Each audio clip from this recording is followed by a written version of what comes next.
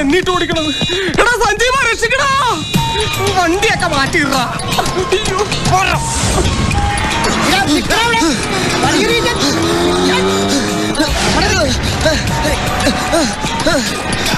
ഓടരുത്, എന്നെ ഓടിക്കരുത്, എന്റെ കാര്യമല്ലാത്ത നിക്കണവിടെ.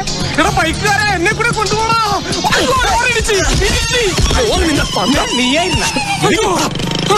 ചെറുപ്പത്തിന് ഓടിയ പോലെ എനിക്കിപ്പോ ഓടാൻ പറ്റില്ല. ആൾക്കാർ നടന്നു പോകേണ്ടത് കൊതിയാവണ്ട.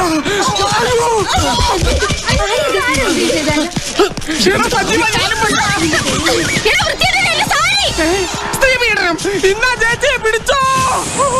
ഒരു സാരി ആരുടെ സാരി വഴി ദൈവമേ എടുക്കണോ, ഒന്ന് പൊക്കിക്കണോ എന്നെ. എന്റെ തൊപ്പി നെറ്റി വിളിക്കാം, പിടിക്കാം.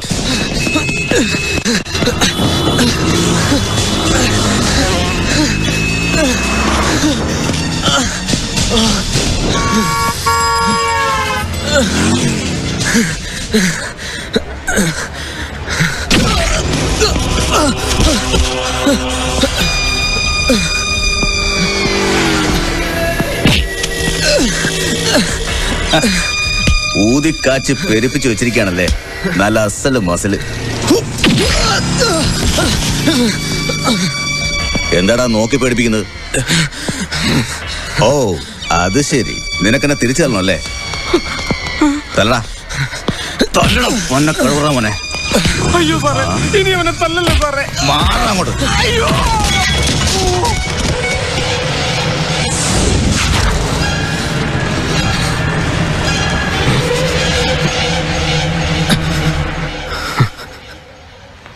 എന്താടാ കൈ താഴ്ത്തിയത്? എന്റെ അച്ഛനെ ഓർത്തിട്ട്. നിന്റെ അച്ഛൻ ആ തെണ്ടി കഴിവറ മോനെ അന്നേ തല്ലി കൊല്ലണ്ടായിരുന്നു. പക്ഷെ ഇന്ന് നിന്റെ കൈകൊണ്ട് ഈ കമ്മീഷണർ മുകുന്ദന് തല്ല് കൊള്ളണം.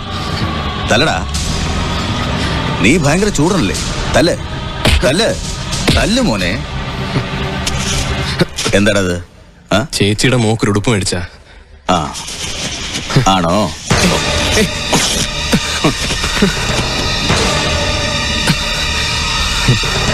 ഇപ്പൊ നിനക്കെന്നെ തല്ലാൻ തോന്നില്ലേ? തല്ലടാ, തല്ല് തല്ലടാ, തല്ല് തല്ലടാ.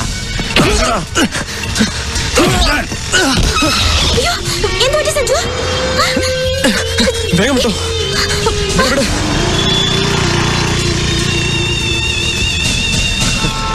എന്താ അവര് പുറകെയുണ്ടോ? ഒന്ന് വേഗം വിട് സോന. എന്റെ കയ്യിൽ ക്യാമറ ഇല്ലാതായി പോയി. അല്ലെങ്കിൽ ആ കോന്തൻ കമ്മീഷണറുടെ വിശ്വരൂപം എന്ന് ഞാൻ ടി വിയിൽ കാണിച്ചേനെ. എന്നിട്ട് ഞാൻ 10 ഡയലോഗും കാച്ചിയേനെ. അല്ല സഞ്ജു, താൻ ഇനി സബ് ഇൻസ്പെക്ടറായിട്ട് ചെന്ന് ഇയാളുടെ കീഴിൽ എങ്ങനെ വർക്ക് ചെയ്യുന്നത്? താൻ SI ആയിട്ട് വേണം എനിക്കൊന്ന് ഷൈൻ ചെയ്യാൻ. എന്താ ഒന്നും മിണ്ടാത്തെ? സബ് ഇൻസ്പെക്ടർ സഞ്ജീവിന്റെ ജീപ്പിന്റെ സൈഡിൽ ചെത്തിയിരുന്ന് പോണത് സ്വപ്നം കണ്ടിരിക്കുക ഞാൻ. നിന്റെ ആ സ്വപ്നം നടക്കുമെന്ന് തോന്നില്ല സോന. എന്തുപറ്റി? കമ്മീഷണർ മുകുന്ദൻ എന്നെ സമ്മതിക്കുമെന്ന് തോന്നുന്നില്ല. ഭൂമിയോളം ഞാൻ ശ്രമിച്ചിട്ടും അയാൾ എന്നെ വെറുതെ വിടുന്ന ലക്ഷണമൊന്നും കാണുന്നില്ല. ഒറ്റ അടിക്കുന്നവന്റെ തലയാൻ തെറിപ്പിച്ചനെ. എന്റെ അച്ഛന്റെ മുഖം ഓർത്തപ്പോ ഞാൻ ക്ഷമിച്ചതാ. പക്ഷെ പാവം അച്ഛൻ അറിയില്ലല്ലോ അച്ഛന്റെ മോഹങ്ങളൊന്നും നടക്കാൻ പോകുന്നില്ലെന്ന കാര്യം. ഏയ്, ടെൻഷൻ അടിക്കാതെ സാറേ, ഒന്ന് ചിരിക്കേ. ബി ഹാപ്പി മാൻ. ഞാൻ ഹെഡ് കോൺസ്റ്റബിൾ വാസ്തവേ. നിർത്തണറി. നിർത്താൻ. എടാ നിർത്താനാ പറഞ്ഞത്. സ്റ്റോപ്പ്. ഞാൻ നിർത്താനാ പറഞ്ഞത്. അയ്യോ എന്നെ കൊന്നേ. അയ്യോ. ചിന്നിക്കുട്ടി, എന്താ ഇത്? ഇതുപോലെ എന്റെ അച്ഛനെ പണ്ടാ ലോറിക്കാര് കൊന്നത്. ആ ലോറിയിൽ എന്തായിരുന്നെന്ന് അറിയോ? സ്പിരിറ്റ്. അതെന്താ? ആ, എനിക്കും അറിയില്ല. ഇനി എന്റെ മാമൻ SI ആയിട്ട് വേണം എന്റെ അച്ഛനെ കൊന്നവരെ കണ്ടുപിടിക്കാൻ.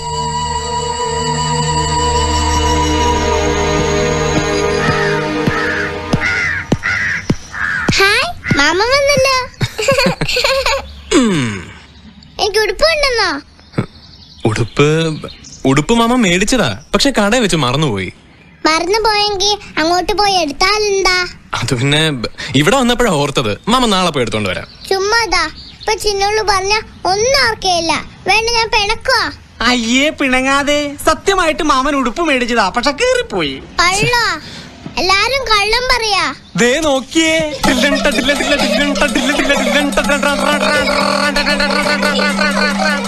അയ്യോ, നല്ല ഉടുപ്പായിരുന്നല്ലോ. ഇതെങ്ങനെ കീറി?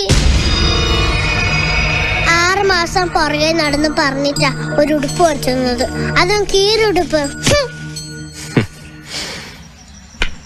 അങ്ങോട്ട് ചെല്ലേ, ഇപ്പോട്ട് ബാധിക്ക. പോയ കാര്യം എന്തായി സജീവ? അത് വെരിഫിക്കേഷൻ സർട്ടിഫിക്കറ്റ് ഈ ആഴ്ച തന്നെ അയക്കാമെന്നാ പറഞ്ഞത്. മറ്റുള്ളവരെ ആശ്വസിപ്പിക്കാനായിട്ട് പോലും എന്റെ മക്കള് കള്ളം പറയരുതെന്ന് ഞാൻ പറഞ്ഞിട്ടില്ലേ? ബാലൻ എന്നോടെല്ലാം പറഞ്ഞു.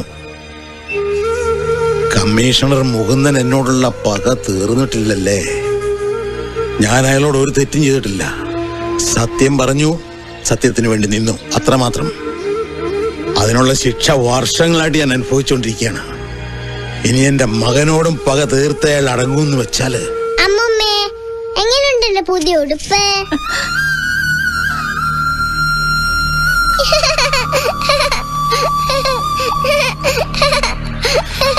എന്റെ മോളുടെ ഉടുപ്പ് കയറിയ ദ്രോഹിയുടെ കൈ ഞാൻ വെട്ടിയെടുത്തേനെ.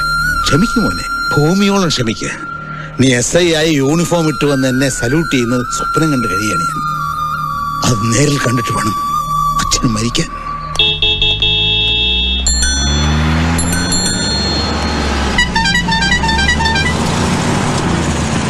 ചിക്കൻ മേടിക്കാൻ, മട്ടൻ മേടിക്കാന്നൊക്കെ പറഞ്ഞു വരും. എന്നിട്ട് മേടിക്കുന്നതോ ബീൻസും ഉണക്കമണിക്കും. മാമ മോക്ക് നാളെ ചിക്കൻ മേടിച്ചുതരാം. പോരെ? എന്ത് പറഞ്ഞാലും ലോട്ടറിക്കാരെ പോലെ നാളെ നാളെ നാളെ. ഈ മാമന്റെ ഒരു കാര്യം. ഇണങ്ങാതെ ഇയാൾ ജീവിക്കാനും നീ എന്തിനാ ഓടണേ? ഞാൻ പേടിച്ചു പോയല്ലോ. അത് പിന്നെ പതിവാണല്ലോ. ആ പിശാചാണെന്ന് വിചാരിച്ചിട്ടാ ഓടിയത്. ഓ, കമ്മീഷണർ മുകുന്ദൻ. അയാൾ ഇന്നലെ എടുത്തിട്ട് ചാമ്പിയല്ലേ? എന്ത് ചെയ്യാനാ സാറേ? വെരിഫിക്കേഷൻ സർട്ടിഫിക്കറ്റ് അയക്കും വരെ ഞാനിതെല്ലാം സഹിച്ചല്ലേ പറ്റൂ. ഈ കമ്മീഷണർക്ക് എന്തിന്റെ കെടുതിയാണെന്ന് മനസ്സിലാത്തത്. സ്പെഷ്യൽ ബ്രാഞ്ച് DVSP ആണ് അതോറിറ്റി. അയാൾ ലീവ് ആയതുകൊണ്ട് ചാർജ് എനിക്കാ. ഞാനത് ഒപ്പിട്ട് അയക്കാൻ തുടങ്ങിയപ്പോഴല്ലേ മൂന്നര അത് പിടിച്ച് മേടിച്ചോട്ട് പോയത്. എന്റെ പഴയ സ്വഭാവമായിരുന്നെങ്കിൽ അവൻ വിവരം അറിഞ്ഞേനെ. സ്വഭാവം മാറ്റിയോ?